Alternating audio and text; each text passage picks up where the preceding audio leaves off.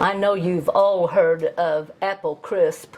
It's just a old-time favorite, but this is a little twist on it, and I really like it. In this bowl, I have peeled and sliced 4 cups of apples, and to that I'm going to put 1/4 cup of whipping cream, 1/2 cup of water,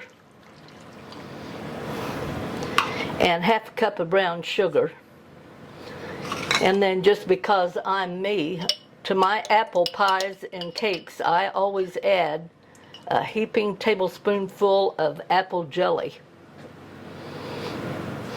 And then we're just going to sprinkle 1 tablespoonful of all-purpose flour over the top. I'm just going to mix that all in together. Now, the recipe calls for this to go into a 9-inch square pan. Good old me didn't have a 9-inch, I had an 8-inch. And with this many apples, that would have been just too small. So I have here an unbuttered, it is an 8 by 11. And I am just going to put my little concoction right in there.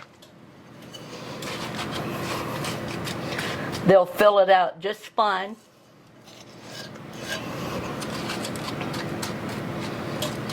And they're going to sit right there and wait until I get my topping fixed. Okay, I have turned my oven on. I want it heated to 350. And in this bowl, I'm going to add 2/3 cup of all-purpose flour, 1/2 cup of quick-cooked oats, dry ones, 1/4 cup of sugar, 1/2 cup of chopped pecans, 1 heaping tablespoonful there of cinnamon,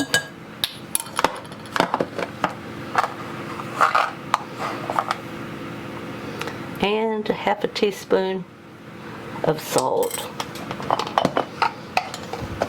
And to make things fun, this is where it gets different. I'm putting in 1 package of butterscotch Jello cook and serve pudding. Now, you cannot use instant pudding on this. It must be the cook and serve, or it just does not turn out right.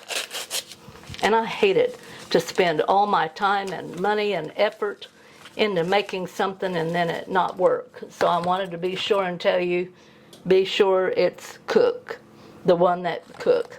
I'm gonna stir that up just a tiny little bit.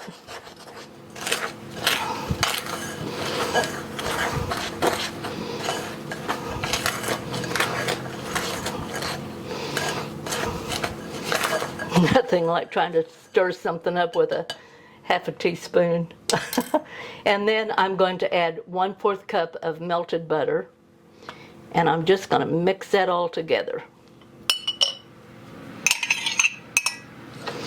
I want it to be nice and flaky with the butter over all of your dry mixture. Okay, we have that all mixed up and it's nice and crumbly. You can tell the butter's all mixed over the flour mixture. And we're just going to spread this on top of our apples. Okay, that is just pretty even.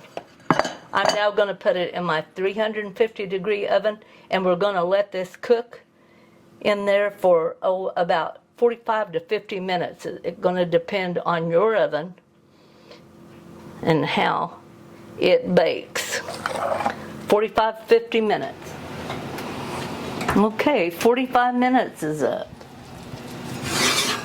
Oh, yeah. How would you like a big bowl of that with a big scoop of ice cream on it? I know I would. You might give this one a try. That pudding to the mixture adds a little something special, and I think you'll like it.